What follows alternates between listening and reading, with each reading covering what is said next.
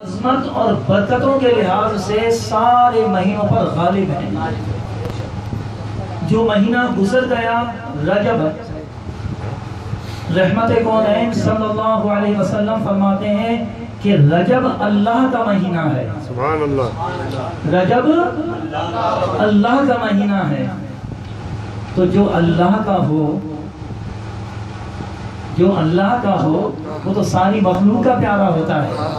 کیونکہ ہم تو نسبتوں والے لوگ ہیں نا، ہم تو نسبتوں والے لوگ ہیں۔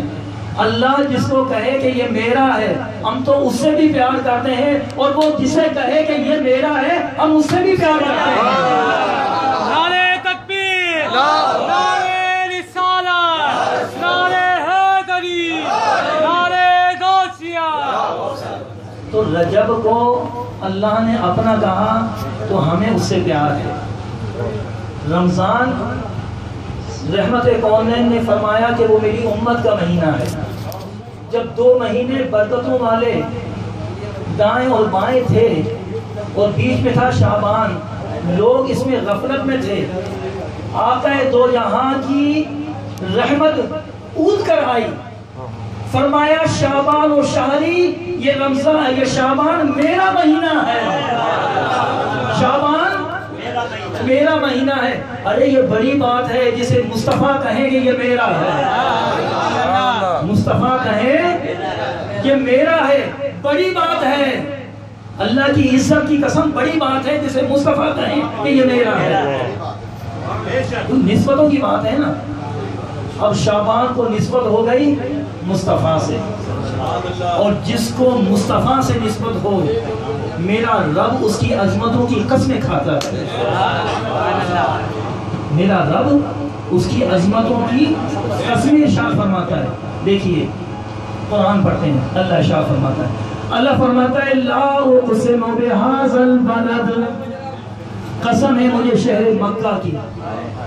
مولا شہر مکہ کی قسم کیوں ارشاد فرمائی؟ کیا اس لیے کہ وہاں بیت اللہ ہے؟ فرمایا نہیں۔ مولا وہاں حجر اسود ہے؟ فرمایا نہیں۔ وہاں مطاف ہے؟ فرمایا نہیں۔ مولا وہاں مزدلفہ منی عرفات ہے؟ فرمایا نہیں۔ مولا پھر قسم کیوں فرمائی؟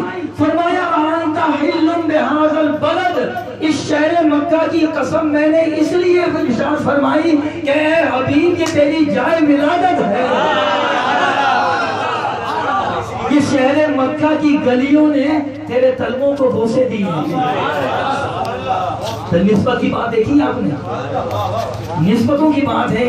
اللہ نے نسبت مصطفیٰ کی طرف تھی تو قسم ارشاد فرما دی، اور مصطفیٰ نے شعبان کو کہا کہ یہ میرا ہے۔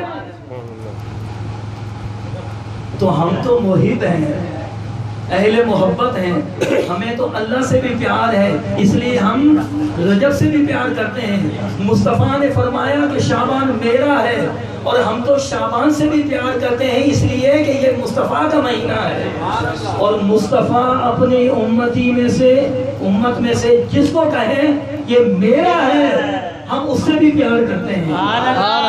ہماری محبتیں، ہماری عقیدتیں، ہماری الفتیں سب اس کے لیے، جسے مصطفیٰ کہیں وہ میرا ہے۔ بے شک بے شک۔ اب آئیے، میں نے ابتدا میں حدیث پڑھی تھی، قال رسول اللہ صلی اللہ علیہ وسلم الحسین منی وانا منہ۔